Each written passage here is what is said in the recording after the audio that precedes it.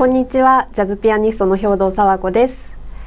沢子ズルームと題しまして、私のお世話になっているミュージシャンをご紹介するコーナー。今日はフルーティストの滝沢美奈子さんです。よろしくお願いします。よろしくお願いします。美奈子さんとはシネマトリップラバーズという映画音楽を演奏するバンドでご一緒させていただいてて、その他にもね、結構いろいろなイベントとかライブとかご一緒させてもらって本当に楽しくいつもありがとうございます。こちらこそありがとうございます。もう本当美奈子さんがいると本当にいろんなことを解決してくれて感謝です。はい、今日は、美奈子さんの音楽人生についてお話を伺っていきたいと思います。フルートを始められたのは、はい、小学校の3年生なんですけれども、小学校1年生の時に町の、町でっていうかね、たまたま歩いていたら吹奏楽団がイベントで演奏していて、それでフルートとピッコロを演奏している人を見てですね、わあかっこいいなと思って私もやりたいと思いました。で、フルートを習いに行くそうですことになったんですか？はい、小学校1年生の時にやりたいって言い始めて、その時まだ小さいので気持ちが変わるかもしれないからということですぐには始めさせてもらえなかったんですけど、2年ぐらい粘って言って、で小学校3年生の時に初めて教室に通いました。なんか吹奏楽系の楽器ってね、そんなに幼少期からっていう人はあんまりいないですよね。割と小学校のブラスバンドとかで始めたって言ってプロになる人も多いですもんね。でも結構ピアノはやってましたっていう人が多いので、私かなり珍しいケースみたいです。ピアノはやってなかった？やってませんでした全く。じゃあその時がもう本当に音楽人生の始まりというか出会い。そうですね、出会いですね。なんかね、そうやってこう一人の音楽家の人生が始まる瞬間にね、その吹いてた人ってすごいことですよね。きっかけって本当不思議ですね。そうやって。それでずっと先生に習ってフルートを続けて。そうですね。でも私常にすごい上手な人がいたり、なんていうんですかね、同じ先生に習っている仲間の中でもうコンクール嵐がいたりとか、常にすごい人に囲まれてたのでずっと落ちこぼれで、それは今でもそうなんですけど、そういう決して成績が良かったわけでもないっていう。多分ね、レベルの高いところに入っても生まれてきたっていう感じですよね。どうなのかな、そういうことなのかな。そう思います。だってそんな簡単にね、プロになれないし、続けてることもすごいことですもんね。ただなんかうまくはないけど好きでやってて、で諦められないしやめられないっていうことで、今日に至ってるかもしれない。もうただただ好きでっていうのは、フルートの音色が好き、吹いてるのが好き？吹いてるのがかな。なんか音色も好きなんですけど、音楽に関わっていたいし、じゃあ他の楽器って言ったらそうでもないし、それはちょっと私もよくわからないところがありますね。なんか必然というか自然な流れでどうなんだろうか。それでもね、なんか習い事をしていた延長にプロになるっていうのもなかなかね、そう簡単なことではないというか。そうですね。どういうなんかフルーティストになりたいっていう気持ちでした？いやもうね、そのフルーティストになりたいっていうのは結構早々から諦めてて、私小学校の卒業文集に書いた将来の夢が音楽関係の仕事をしたいって書いたんですよ。もうその時点で実は諦めてて、自分の力では無理だって思ってたので、プロのフルート奏者を目指したことはないんです実は。すごい。そうないですね。けどこういろんな巡り合わせでずっと好きで続けているうちに、デビューのきっかけもありみたいな。そうなんですよ。なんか割愛しますけど、いろいろそのまま一応音楽の大学入りまして、入ったんですけど、やっぱりもう周りがすごすぎるのですぐに私就職活動を始めて音響放送関係が興味あったのでラジオ局でアルバイトして、一応そのラジオ番組のアシスタントをやって、それを午前中やってから学校に行くっていう生活をしていて、で今思うとその一応喋ったりもしてたんですけど、話はね得意ではなくて、機材とかマイクがとにかく好きだったのかもしれない。でもうミュージシャンが諦めてそっちの道に行こうと思いまして、それでもう就職活動をしてたら、そっち側の業界には入れず、たまたま入ったのが百貨店だったんですよすごいでそこは東急百貨店というところで、文化村があったので、ホールもあるし、劇場もある、映画館もあるということでレコーディングスタジオもあるんですよ、もうそこで働きたいと思って入ったんですけどね。そしたらそこでものすごい面白い出会いがありまして、アルバイトに来てる人たちの中でジャズボーカリストだとか、DJ をやってる女の子とか、あとはなんか元バンドマンみたいな人とかいっぱい来てて、そこでお友達がたくさんできて、それで、その友達関係の中で私フルート前やってたんだよねみたいな話をしてたら、じゃあちょっと楽器持って遊びにおいでよみたいな感じで言われて、いろんなところで適当に吹いてました。いろんなところでっていうのはライブハウス、ライブにシットインしてみたいなこと。そんななんていうのかな、なんかちゃんとしたライブハウスじゃない感じのレストランとか、友達のバンドに飛び入れさせてもらったりとか、そんなこんなで遊んでたりしてたんですけど、その時に、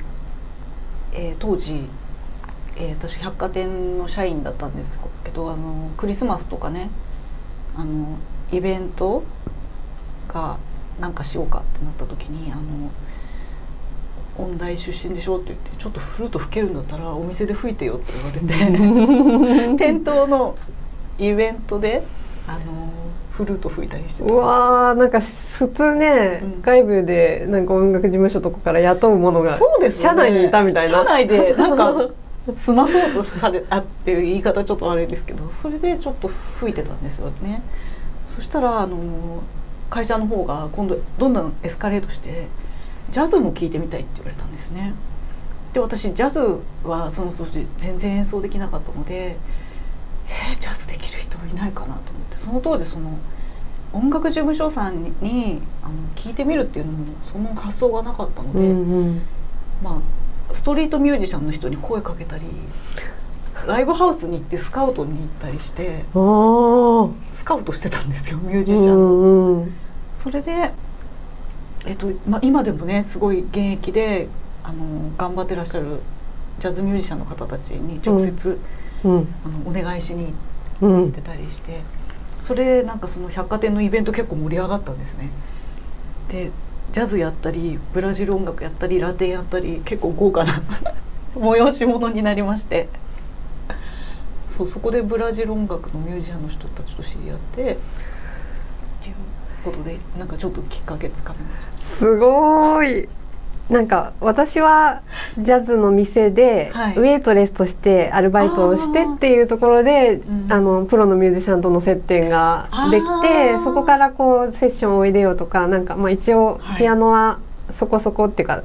音大を出てる程度には弾けるから譜面があればできるでしょ的なレストランの仕事とかをもらったりみたいなきっかけで、割と多いんですよ、こういうようなバイト上がりの人。ライブハウスバイト上がり、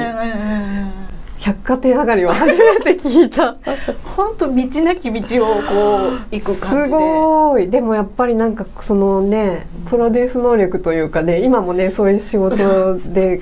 の活躍もありますけど、いや本当未だにそういう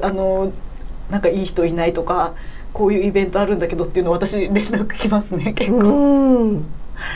それでその百貨店で知り合ったいろいろなすごい面白い仲間の友達のやってらっしゃったレストランがあったんですけど、そこでまあいつものように楽器持って遊びにおいでよみたいな感じで遊びに行ったら、そこでレコード会社の方に声をかけていただきまして、まあ、スカウトされまして、それでまあ、会社辞めることになって。じゃあそんなきっかけでプロデビュー。はいね、でもそこからまたね、ご活躍が続いているわけですけれども。いやそんなことなくって、もう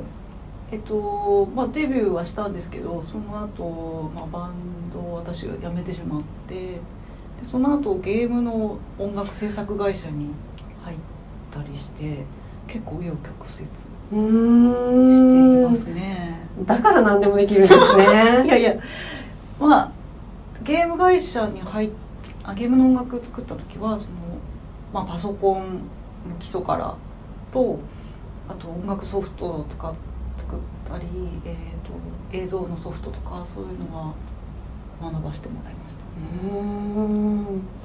た。なんか多分私たちよりもっと上の世代の音楽家の人たちとか音大行ってる人たちって、なんかもう子供の頃から包丁も持ったことがない、何もせずにピアノだけやってきたんでしょみたいなことを質問されたことがあるんですけど、むしろ何でもできないと生きていけないっていうかね、確かにミュージシャンね。そうですね、結構いろんな能力高い人多いですよね。いやもう本当1から10まで全部自分たちでやらないとっていう時代ですよね。まあこれ時代ですよね、多分ね。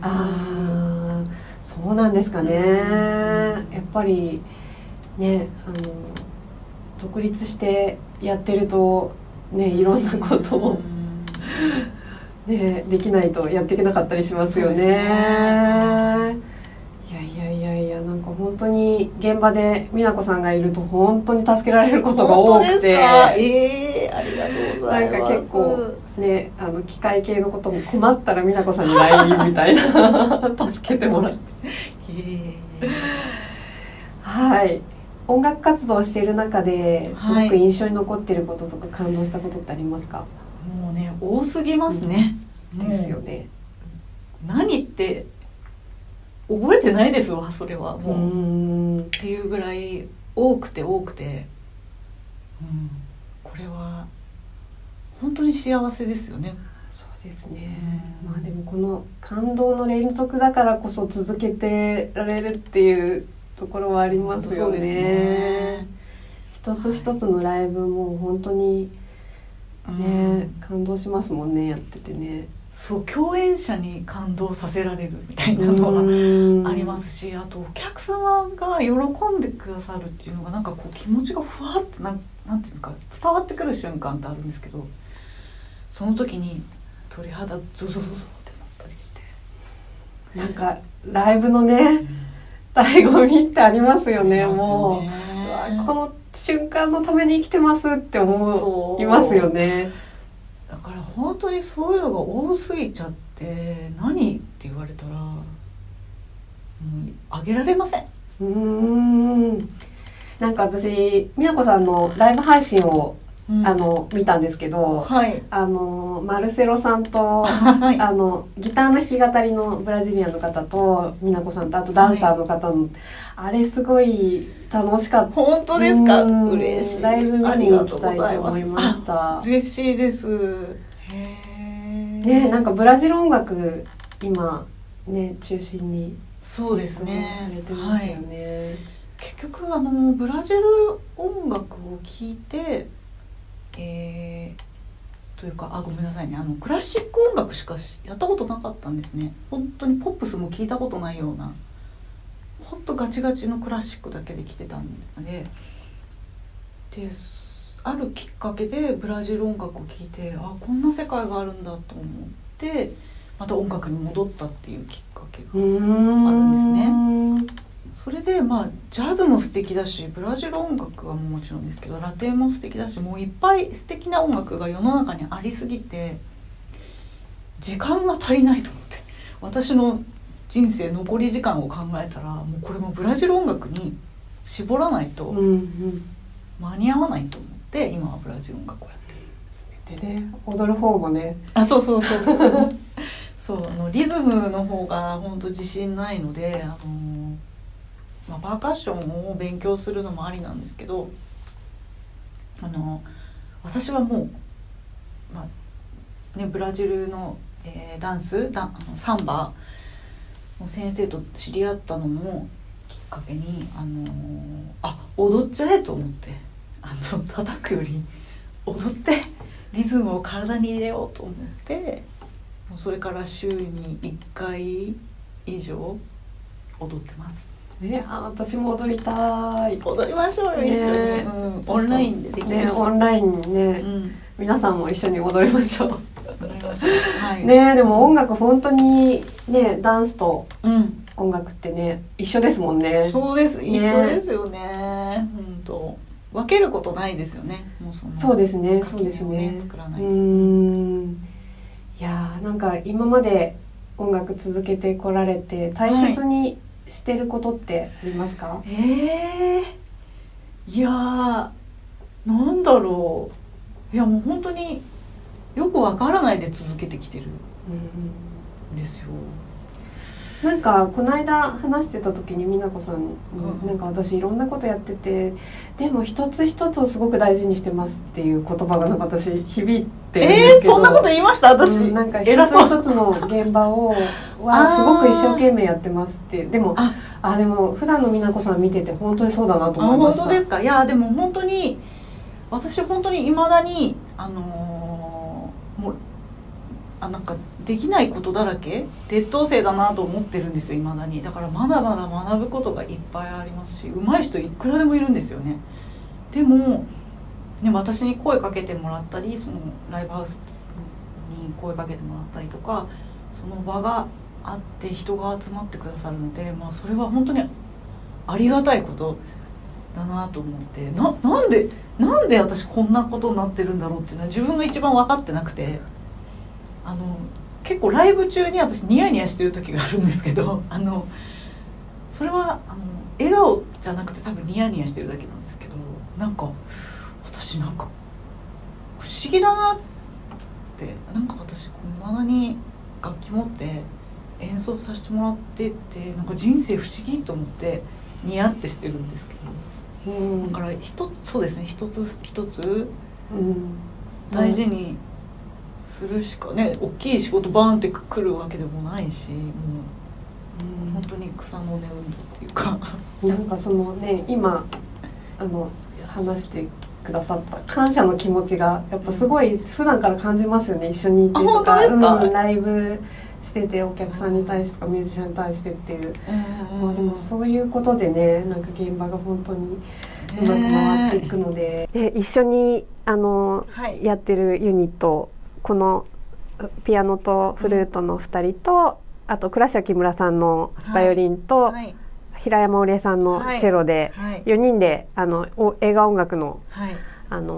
アレンジ、ジャズアレンジをそれぞれ譜面書いてきて持ち寄って、演奏するという、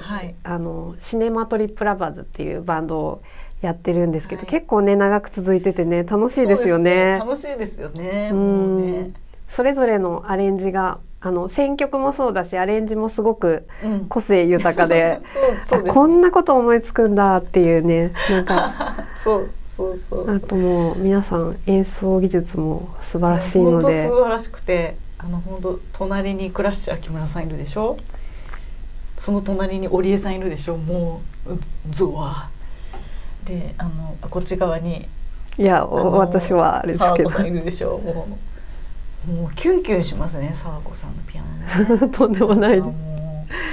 演奏してる方が一番贅沢な気持ちになるっていうかね。でまた映画のね、本当に名曲揃いの、セットリストでそのね素晴らしい曲を演奏して本当に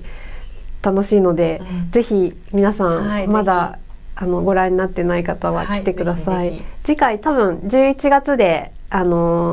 調整中ですので、はい、ライブ情報チェックしてください。チェックしてください。そしてじゃじゃじゃん、じゃじゃじゃん、こちらは美奈子さんのアルバム、もう4年前なんですけれど、2018年に、作りました「ダイアリー」というアルバムです。これはフルートとギターのデュオのアルバムになってます。ギターは小畑和彦さん、アレンジもしていただいて、はい、なんか先ほどちょっと聞かせていただいてたんですけど、フルートとギターの音色本当に優しくて癒し癒しだし、またねボサノバの軽快な感じで、もう夏にぴったりずっと聴いてたい心地よいサウンドです。ありがとうございます。ぜひぜひ、発売中、好評発売中です。美奈子さんにはい、ライブで販売してます。はい、そして絶対このライブでゲットしたいっていう方は事前にはい、メールかウェブから、はい、予約はいしていただければ、確実ですのでよろしくお願いします。はい、お願いします。そしてもう本当全国津々浦々ライブされてますね。はい、ありがとうございます。はい、じゃあライブの告知させていただきたいと思います。9月1日は神戸のボンフリーという、ライブハウスで、石川真紀さんというピアニストと、三宅香織さんと3人でブラジル音楽をお届けしたいと思います。石川真紀さんってピアニストでありアレンジャーさんであり、もうブラジル音楽の研究家みたいな方なんですよ。関西でもう長きにわたって活躍されてる方なんですけど、私その方の演奏を聞いた時にちょっと一目惚れしちゃって、アレンジの弟子入りさせてくださいって言って彼女の自宅まで駆けつけてるという感じで、私がすごいファンだっていう方です。見たい、聞きたい、ライブすごいもう研究がすごいんだわ。はい、ぜひ聞いていただきたいです。それから9月29日は京都のムーラさんというライブハウスで、ですね、野堀慶三さんというサックスの、ベテランの方と山田八十豊さんという、7弦ギターの、名手とですね3人で演奏したいと思ってます。野堀さんはもう京都大阪の方面ですごい活躍されててですね、循環呼吸できちゃう方なんですよ。なんかブワーって吹いてるなと思って、いつブレスしてるのかなっていう、ドワーめっちゃかっこいい方ですね。その方の横で、はい、頑張って演奏してますのでよかったらお越しください。あとはですね、10月6日大阪のミスターケリーズという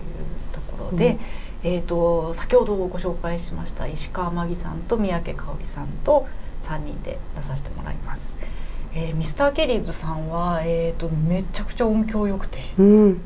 の間配信見ていただいた会場なんですけど、1回だけ出たことあります。そうか、そうだ、すごいね、関西方面では本当に敷居の高いところがね。そうなんです、敷居高いんですよね。素晴らしい。はい、もう大勢来ていただかないと私も困っちゃうので、ぜひ来てください皆さん。お願いします。お願いします。それから10月の23ですね。北海道に行きます。蘭越といってニセコの近くの、パームホールという会場で、ですね、岡山のペニーレーンというライブハウス、そこもお邪魔したことある。さわこさんもね出たことある。和子ママ、ピアニストの和子ママに連れてってもらうんですけど、和子ママ率いる、宮野博樹さんとかね、ベテランのすごいギタリストの方とか、伊藤真希さんっていうボーカルの方、と一緒に、北海道まで行ってきます。いいな、はい、そして、10月28日金曜日は東京でライブします。阿佐ヶ谷の駅前のスタッカートというところなんですけども、そこで、ギターとボーカルの素晴らしい、マルセロ木村さんとデュオで演奏します。ちょっとめちゃくちゃすごすぎてちょっと緊張するんですけどね。いやでもなんかね、すごいんですけど楽しいですよね、マルセロさんね。めっちゃなんか関西人かと思ったら関西人じゃない、ブラジル人もうね、演奏すごいし笑いも持ってくっていう。そうなんですよね。もうめちゃくちゃ面白いと思います。ぜひぜひね、素敵なお店ですよね、スタッカートもね。そうなんです。で、席数が限られてますので、お早めのご予約をお願いできればと思います。はい、皆さん、全国みなこ追っかけよろしくお願いします。はい、ありがとうございます。よろしくお願いします。はい、今日はね、フルートも持ってきていただいて一曲演奏もお届けします。はい。かの有名な、コルコバード。はい。今回のアレンジは。はい、アレンジというほどでもないんですけど、割と原曲に近づけたような、長さ、展開でお届けしたいと思います。お聴きください。今日はありがとうございました。フルーティスト滝沢美奈子さんでした。ありがとうございます。